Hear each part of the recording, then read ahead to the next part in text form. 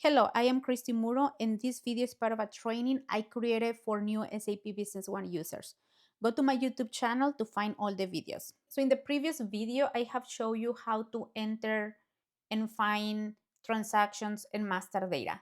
But in this video, I'm going to show you more options about how to use the add and find mode. So let's get started. So I'm going to go and open a sales order screen. So I'm going to go to sales order. And because I want to create a new transaction, I make sure that I am in the add mode.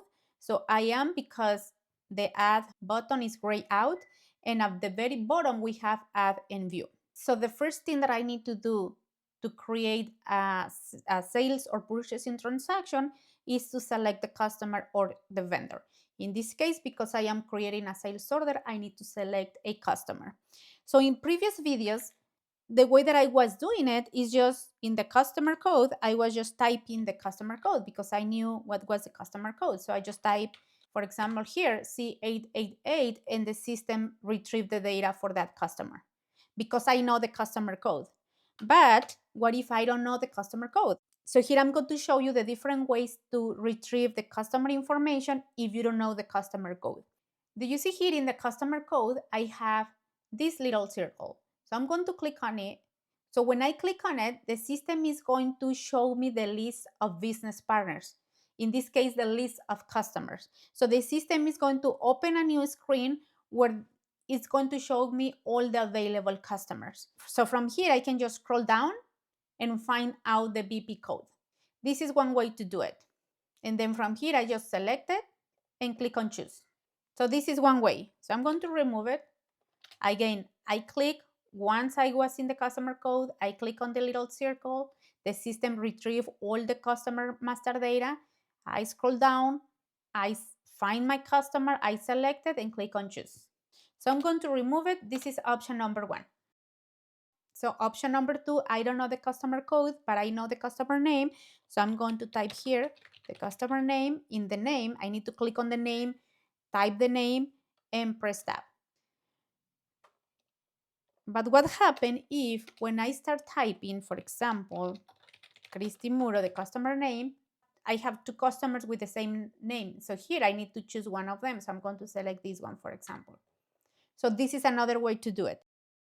Option number three, if I am in the customer code or customer name, I can just click on the little circle to retrieve the list of customers. And once I am in this screen, the system will allow me to find a customer. So do you see here? I'm going to start typing a customer code. As soon as I start typing, the system is going to move to the customer using this code that I'm typing. In this case, I type 88 and the system moves to the customer that starts with 88. But let's see that I want to find, for example, Christy Muro. The system didn't find the customer Christy. Why? Because do you see here we have a small black arrow in the BP code, which it means that whatever I type in find, the system is going to try to find that information in the BP code. So if I am trying to find a customer using the BP name or using the customer name, the thing that I need to do is double click in the BP name, and now I have the black arrow in the BP name. So now as soon as I start typing Christy Muro, now the system is going to find out that customer name. Once I find it, I click on choose. What is the next option?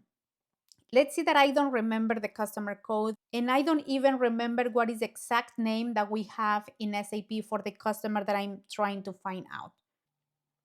I know that the customer name has the word test. So I'm going to start typing test. And here the system is showing me only the first 10 customers that have the word test. Here you can see that the system is telling me that the system found 20 customers with that word. So from this list, I am not able to see all the customers. So I want to see all the customers. So what do I need to do? So if I press asterisk test and press tab, now the system is going to show me all the customers that have the word test in the BP name. And here we have some customers that the word test is at the beginning, but then we have another customers where the word test is at the end or in the middle. So now that I see the list of customers from here, I will be able to find out what is the customer code that I want to use. Okay, so these are the different ways that you can select a customer when you create a transaction. We have the customer here, and now I need to type the delivery date. And here are the tips for selecting any date in the system. So number one, I can type manually the full date. So for example, 01/25/2026. This is one way to do it, like type the full date. But if I want to type, for example, but let's see that I want to use March 15. Instead of typing the whole date, if I just type 03/15 without the year and I press tab, the system is going to select the current year automatically. So I don't need to type the whole date. And another tip, if I want to select, for example, January 29, again, I can type the whole date, but if I just type the date, 29, the system is going to complete the date using current month plus current year. So I'm going to type 29 and I'm going to press tab in my keyboard. And now the system completed the month and the year. So again, you don't need to type the whole date to be able to select a date in the system. Okay, now let's move to the item number selection. So basically here I have the same option that we saw when we selected the customer. I can either type the item code. For example, here I know the item code, so I'm going to type it. Or if I know the description, I can start typing here in the item description. I click on item description, and as soon as I start typing, the system is going to show me the list of items. So let's see that the second one is the one that I want, so I select it. And then if I want to see the full list of items, same thing, I can click on this little circle from the item number or from the item description, and the system is going to retrieve the list of items. And from here, we have the black arrow, which it means here the system is going to try to find the item number. And similar to the customer master data, here I have the black arrow that tells me that whatever I type in find, the system is going to try to find it in the item number. So if I start typing EBU, as you can see, it moves to the items that start with EBU. Now let's see that I don't remember the item number, but I remember the item description. I double click in the item description. Now the black arrow is in the item description. So whatever I type here, the system is going to try to find it in the item description. So for example, if I start typing kitchen, now the system moves to the kitchen. Now, something that doesn't work is like, for example, we have an item where we have printer in the description. So if I try to type here printer, it finds out only the items that start with this word. So if the word printer is in the middle, this is not the way to find it. So I'm going to close it. So if I want to see all the items where the word printer is in the description, but I don't know if it's in the middle or at the beginning, then I can use it from here, from the main screen. So here I can put asterisk, printer, and press tab. And now you will see all the items that have the word printer, even if it's in the middle or at the end. For example, here we have the word printer is in the middle. Here the word printer is at the end, or here the word printer is at the beginning. So again, if I don't remember the description, I can use asterisk, printer, press tab, and the system will show me the list of items that have that word. So I'm going to use this one, printer label. Okay, so now I'm ready to create the transaction. Now let's see the different modes that I have when I create a transaction. Do you see here at the very bottom, it says add and view. But if I click on it, I have three ways to do this. If I click on add a new, the system is going to add the document and will open a new window for you to create another document. But if I click on add and view, the system is going to add the document and display it. But if I click on add and close, the system is going to add the document and close the window. So I'm going to click in the bottom right corner to select the option. So I'm going to click on add a new. So the system created the transaction, and now the system is in add mode again, so that I am able to enter the information for the new order. So let's create another sales order to use a different mode. So I'm going to select the customer here very quickly. Then the date, I'm going to type only 25. And then the item number, the EVU. So here, instead of just clicking on add a new, I'm going to click in the bottom right corner and I'm going to select add and view. So let's see what happened. Do you see now the system didn't change to add mode because this add and view creates the document and displays the document so that I can see it. So from here, I am able to see all the information that I type in my transaction. For me, it makes more sense to use this one because in this way you can see what is the document number that the system assigned for this sales order.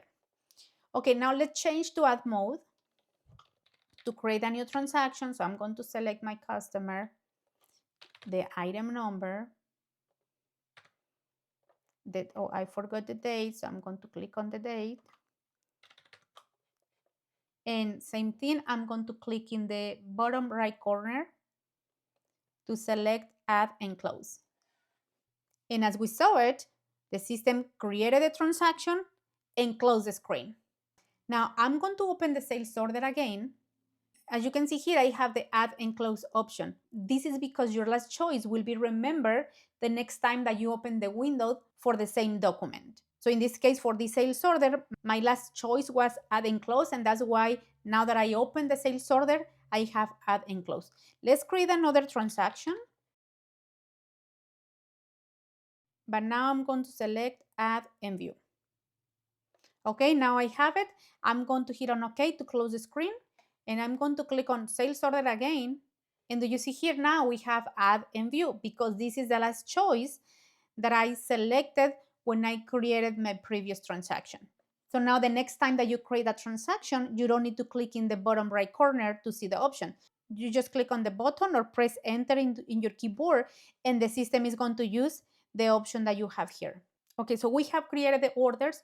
Now let's find out the orders. Right now I am in the add mode. Now I'm going to switch to find mode. So I'm going to click on the binoculars and now I am in the find mode. Again, I can confirm it because here it says find and the find button is gray out. And additional to that, SAP has highlighted some fields in yellow. All the fields that are in yellow are fields that are available for me to find a sales order, which it means I am able to find a sales order if I know the customer code, the customer name, the contact person, the customer reference number, the status of the order, the posting date, delivery date, document date, or even if I know the total. Okay, so let's see that right now I know the customer code. So for example, so I'm going to type in customer code C0008. When I press on find, the system is going to show me all the orders for that customer. I'm going to close it and let's see. No, that was not the customer code that I was looking for, but I want to find that by posting date.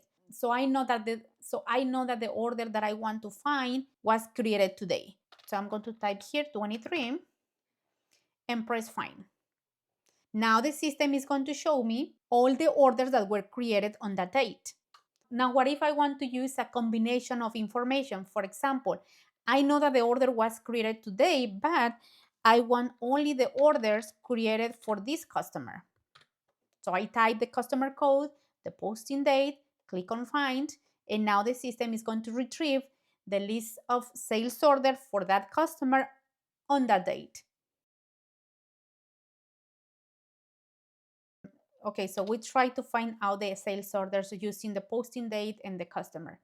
But now let's see that I want to see all the sales order, but I want to see only my open sales orders.